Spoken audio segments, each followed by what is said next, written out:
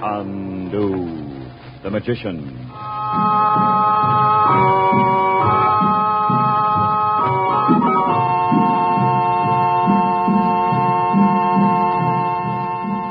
Good evening, ladies and gentlemen. Tonight, the makers of White King Granulated Soap present for your enjoyment Chandu the Magician. But before our story begins, we would like to ask you a question. Do you shudder when you see the price tags on sheets and towels these days? Then those high prices are one reason for giving all your household linens White King Wash Day Care. White King has been a good washing machine soap, a good wash day soap, for 30 years. Today, it is better than ever, actually improved in quality. You will like White King because it dissolves so quickly and completely in your wash water, because it makes quantities of suds that eagerly wash off surface dirt and wash out hidden dirt. And White King washes so quickly and so gently, it protects your household linens, keeps them looking new longer. Just try White King. We know you'll say, I love that soap.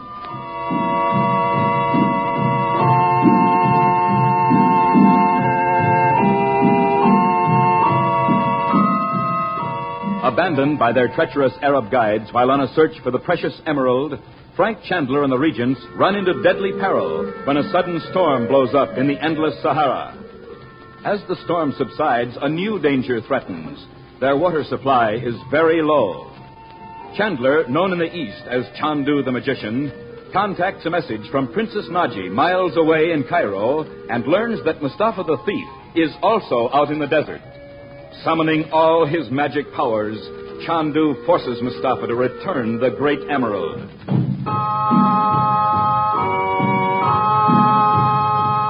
Now it is the following night. Frank Chandler stands outside the tent where Abdallah, the young Bedouin chief, lies resting after being at the point of death out on the desert sands. Chandu the Magician. Abdallah. Chandu. I thought you might be asleep. Don't get up. I am ashamed. To show such weakness is disgrace to a Bedouin. Oh, come now. Even a Bedouin's human. I'll sit down, too, if you'll feel better about it. Betty Betak. Oh, Bob, I don't believe it. All right, come over to the fire. I'll show you. All right, come on. She is gay, Miss Betty Lou. Abdallah, what possessed you to leave camp alone, on foot? If we hadn't seen you when we did, you'd have died of thirst out there. I thought to bring Mustafa to you with the emerald. But if you knew he had it... I followed him to be sure. Why? If I could have brought the emerald back to you, I would not bring shame upon the word of a Bedouin. You needn't have risked your life to prove it. But Chandu... Do you think I'd have left all the arrangements for this trip in your hands if I hadn't trusted you? In Cairo, after you had sent me to find the hiding place of Roxor, you followed my steps in the streets. Not because I didn't believe you. I was sent to follow you. Aye. Are you saying you will permit me to join you with my fighting men, my camels, my fine horses? I told you I wasn't recruiting an army, Abdallah. But my men... The work I'm doing is confidential. Secret. It is not a secret from Roxor, Chandu. Indeed it is. Now listen to me, Abdallah. If you join me, you must understand that I will not answer questions about my work. The world will someday know. But until then... I swear to serve you without question, O Chandu. Oyek Tenebi, by the life of the Prophet. Very well. Now I want you to get some rest. We're leaving for Cairo early in the morning. Halala. How have you sent to Cairo for guides? As soon as Princess Naja knew we needed help, she sent it. Ifta Inak, beware of her, Chandu. Roxor has told me she is a sorceress. I know. Allah, you know. Yes, but don't worry about it. Sleep well, my friend. We'll see you in the morning. Yamanillah. There he is. How's Abdallah now, Uncle Frank? He'll be fine by morning, I think. Are you getting pretty thirsty? We're trying not to think about it. Uncle Frank, a whole flock of Arabs just came along, and we went over to see them. Look, beyond our fire. Oh, yes. Well, I'll go over and speak to them. They might let us have some water. We can give it back when the plane comes. We tried to talk to them, but they just goggled at us. Well, maybe I'll have better luck. Gee, he's like a different person since he got the emerald back. Do you know that? Thirsty or not? Yeah. Oh, for Pete's sake, don't just sit down in the sand, Beth. Oh, my clothes are so sandy it doesn't matter anymore. Bob, Abdallah's been working with Roxor ever since he was 16 years old. How do you know that? Mother told me. I guess Abdallah told them the story of his life the night he came to Najee's. And just think, because of me, he won't work with Roxor anymore. Now, wait a minute. You know, I never thought I was so glamorous at home. Look, leave us face it. You're probably the first American girl Abdallah ever saw to talk to. What? So you're not necessarily Rita Hayworth. Oh, I might know you'd say that. You just spoil everything. Betty, don't you realize Abdallah's in that tent behind you? Oh. Here, I brought you some water. Oh, I'm sorry, Uncle Frank. I didn't mean to talk so loud. It tastes kind of funny, but it's water. Here you are, Bob. Thanks. Abdallah's exhausted, although he won't admit it. And we're going to have a long trek tomorrow. Where's your mother? In her tent. I wonder if Abdallah knows I was the one who saw him in the crystal yesterday when Uncle Frank magicked that Mustafa. Oh, we all saw him. Oh. Here, I'll take it to Mom. Now, do you want to know what we're going to do tonight? Do? For Pete's sake, what can we do in the desert? There are some musicians and a storyteller, Bob, with that camel train over there. A storyteller? Oh, what fun. And they're on their way to Cairo to make their fortunes, they said. Will he tell us one of those fabulous stories like Abdallah did? Yeah. Oh, maybe Mom would like to hear it. Well, she can listen from her tent if she does. Oh, I'll tell her. She might want to come out and see the show. You know, Uncle Frank, I can understand people being crazy about the desert, like those friends of yours. It's so big and still and kind of... Oh, I don't know. I've known desert people to die when they had to live in cities. The stars are so big and close. They remind me of California. You homesick, honey? Oh, not exactly. But it's so wonderful out here tonight, it makes me kind of sad. Oh, you mustn't be sad. I'll go and ask the storyteller to begin. Just wait until you hear it. Miss Betty Lou. Oh, Abdallah, where are you? Inside the tent behind you, little white rose. Oh, dear. Beautiful white flower. Abdallah, you mustn't call me things like that anymore. My mother doesn't like it. But you, Mimosa Blossom, do you? Oh, hush, be quiet. My uncle's coming back. All ready, Betty. You see the storyteller in his red burnous? Oh, isn't this terrific?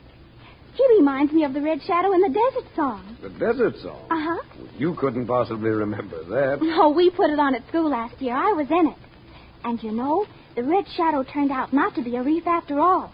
He was French. I know. Uncle Frank, do you think Abdallah might not be a Bedouin? Maybe he's French or something, too. It's a good thing your mother didn't hear you say that. Well... Abdullah's a Bedouin, all right, so don't get any notions in your head. Listen to the storyteller. I tell a tale of Arabia, heard in my wanderings at the time of my pilgrimage to Mecca. And the name of my story is The Eyes of Goodness. He's not as good as Abdallah was. Ah, who shall describe the eyes of Goodness, deep as twin pools at the oasis, now soft as velvet, now shining with the fire of salt. He's picturesque, you'll have to admit, Betty. To no man would her brother give the hand of Goodness, so fair was she. So like a little bird of many-colored plumage that sits like a feather at the edge of the nest, swaying in the sunlight. Oh, that's beautiful. Then one night came a man of the Ruala and stole her from her tent. Empty was a nest of Goodness, and the women wept while the men shot in their swords. Look over there at Bob, Uncle Frank. This is the kind of story he likes. With the coming of night went the men of Goodness drive forth from their black tents. When the sun rose, it struck fire from their lifted swords as they fell upon the camp of the Ruala, and the rocks heard their wild cry. For the eyes of Goodness! And sword struck against sword until the sand grew red. Now you must know the Ruala were mighty, and the tribe of Goodness brother could not conquer them at once. But at last they overcame the enemy, and with the setting sun they forced Tarwala to lead them to the tent where Gutne lay. For the eyes of Gutne, they cried. But alas, the beautiful deep eyes of Gutne, soft as velvet and flashing as a fire of swords, were closed, never to open more. When their eyes beheld this, they went out from the tent, and not one Ruala was left alive. Oh, how awful. Even today, he who goes to that strange and desolate valley may hear at nightfall the terrible cry, for the eyes of Gutne,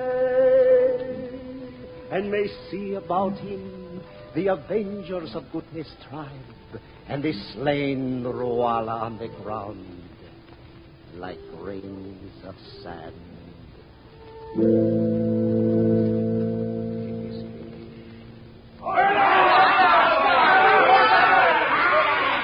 Oh, Uncle Frank, it's really sad. Why, darling, it's only a story. Well, look, honey, I'll go and ask the musicians to play something different for you. Shall I? Would you mind? Of course not. I'll be back in a minute. Miss Betty Lou, Oh, Abdallah, are desert people that cruel? for the honor of his people, a man may kill, rejoicing. Oh, don't sound so fierce.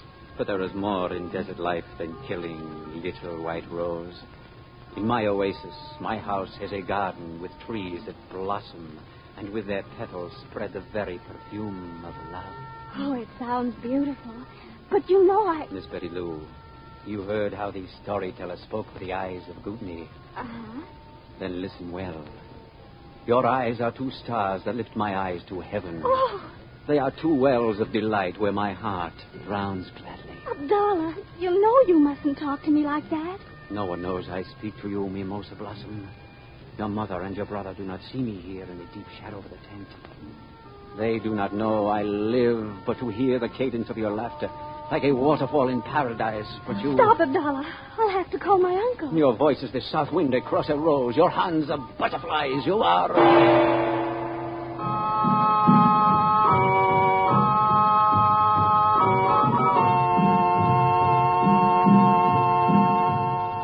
And now, before we say goodnight for Chandu the Magician, we have a bedtime story for all you mothers of small babies. A true story about White King granulated soap. We do not have to tell you that babies require lots of diapers, and that diapers require lots of washing in rich, gentle soap suds. That means that mothers require lots of White King, because the very same soap you like so much for washing clothes and dishes is safe for washing baby diapers, too. In fact, it is so very safe that many maternity wards of hospitals suggest that mothers use White King for washing baby clothes. White King suds are gentle suds. They wash baby clothes sweet and clean, and then all the soil and all the soap suds are rinsed away freely and completely in your rinse water. Yes, just as surely as you love your baby, you will love White King for washing baby clothes.